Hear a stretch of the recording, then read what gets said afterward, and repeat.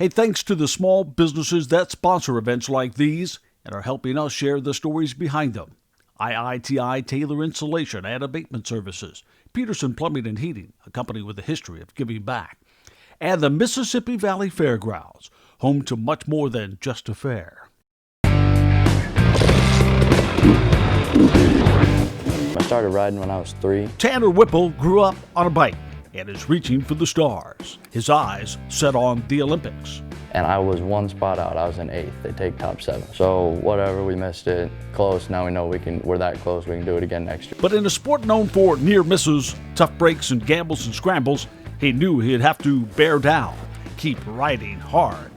A love of a sport that he hopes will help him reach his dreams as he takes us to the heart of his story.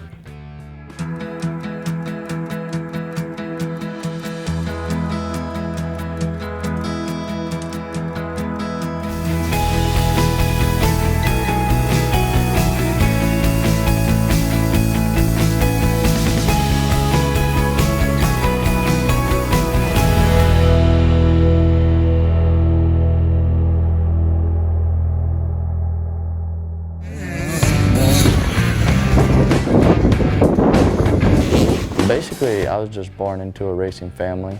My dad raced, my uncle raced, my dad's wife, everyone basically into it in the family. Tanner Whipple basically grew up on and around bikes. From supercross and stadiums to racing in hockey arenas, basketball courts, you name it, on the inside. But it's on the dirt, outside, that he found his true love. I think he bought my mom a little pit bike, and I ended up getting on it, and then that was basically the start of it all. I started riding when I was 3, and then I didn't really have any interest in racing. We went to race and stuff like that, but I never really wanted to race. And then when I was like 4, as soon as I turned 4, I asked my dad to go race, and then he was like, hell yeah, and we loaded up. It didn't take long to see what he was made of. I know my first race I got 3rd out of 3. By age 5, he was already a champion. So it really is it's a family deal. It is. A lot of people, I mean, obviously when you're racing, it's just you on the bike out alone. No one's really helping you. But all the work that goes into it, getting you to the races, working on bikes, it's a very expensive sport too. But it's also a good hobby to have because you don't got any money to waste on any other stupid stuff. He learned a lot from Austin Wells, and soon he was traveling all over the country, doing things like enduro hare scrambles. Enduros they're 6 sections. And it's basically your time through those 6 sections, and the least amount of time at the end of the day wins.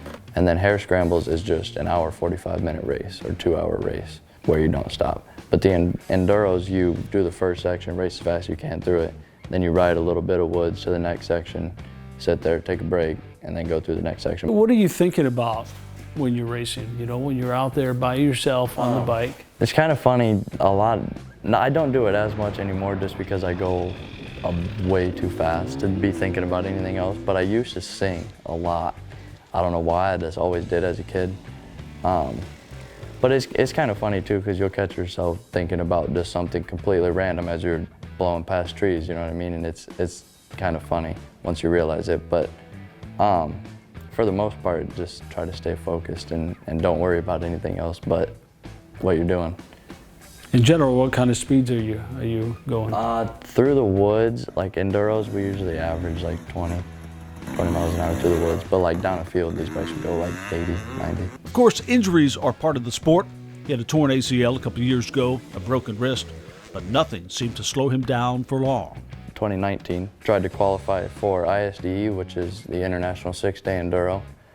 It's 6 days of racing, and you ride about 200 miles a day. And the big thing with 6 days is that when you're out on the trail or even at the pits, no one's allowed to touch your bike. Riders can touch each other's bikes, but the rider's the only one that can touch it. No outside assistance.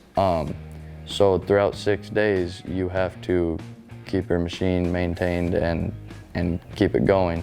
But like we would come back from 200 miles a day of riding and have to change 2 tires, tighten your chain or whatever, and all in 15 minutes. And then you got to put it in impound to where you can't touch it, no one can touch it till the next day. Then you go ride 200 miles again and do the same thing. It was a crazy experience, and I never thought that I'd be able to achieve that and to get there, but it was very cool. It's kind of like the Iditarod, but Exactly. on dirt, right? Exactly. Mississippi, Michigan, Louisiana, then a bit of a stall, but for a good reason. My mom wouldn't let me go to the one in Louisiana because I had graduation from high school. Kind of important. Exactly, but she wasn't having it. I thought Portugal was more important, but she wasn't having it. So I ended up just doing the first 2 qualifiers. He still had a chance. Would those first races be enough to carry him through? He came so close. And I was 1 spot out. I was in 8th. They take top 7. So whatever, we missed it. Close. Now we know we're that close. We can do it again next year, all that. But fate would not wait until next year. Weeks later, someone else's setback would offer him a second chance. I ended up getting a call like a day later from Jeff Fredette. They consider him Mr. 6 Days. He's been to 6 Days 34 times, and he's got a medal every time. And basically said that Thorne got hurt, and that basically I was the next spot as an alternate. There was 2 weeks until we had to fly out for Portugal. And so, not really thinking, I just said yes because that's always been my biggest dream. Why would I say I can't turn it down? Big hurdles still ahead, raising money, getting geared up, and getting the gear there. Found out how much money it cost to get there. It was like 25 grand to go to Portugal just to get your bike there. Neighbors and strangers stepped in. The whole community definitely came together. Isn't that a pretty cool feeling to see all those people for you? Very, and that's the thing too. We put on a banquet. My dad has a race series, and we put on a banquet at that same building. And my dad's never got that building that full, and for my fundraiser, it was packed. But no, it was very cool. We were paying attention to it obviously all week, but seeing where I was every single day, and I was in the top 10%. And I actually I think I did a lot better than 10% in front of him or behind him. But like I said, we were watching it all week, kind of making sure that I was still up there. Would his times be good enough? Tracking it all, but still not done until. But the 6th day is just like it's like a 15-minute race. It's not really much the 6th day, luckily. But basically after the 5th day, as long as I was in that 10%, all I had to do was finish the 6th day, and I got it. And obviously I finished, and it was crazy. I remember when I first basically saw my mom and my dad after it all, and I just gave him a big hug. I think I started crying just because that was always my biggest dream, was to do that.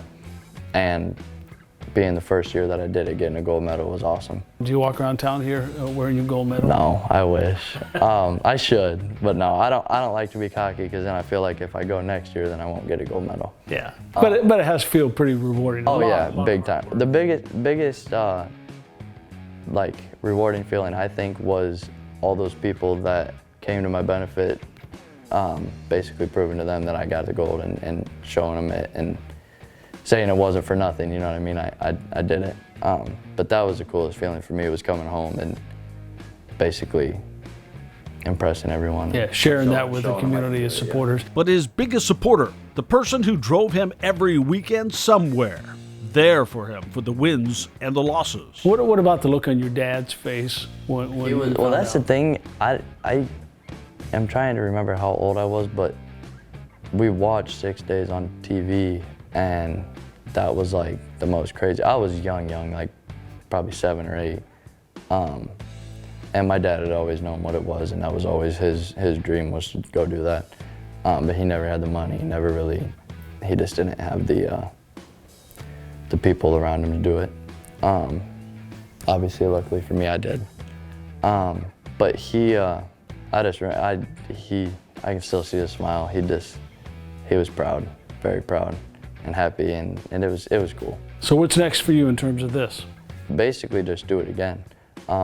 For me, this is like the biggest thing that I could have done. So I'm just gonna go try to get as many medals as I can. Because it'd be kind of fun to do this as a career full time. Huh? Oh yeah, that's the thing. I know that outside of racing, there's nothing really that I'm gonna love to do for a job. So if I can make this my job, that'd be amazing.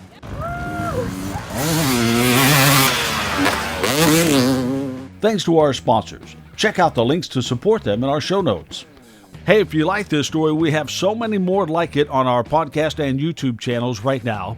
The podcast versions are more in-depth behind the scenes. Check out Teen Race Driver.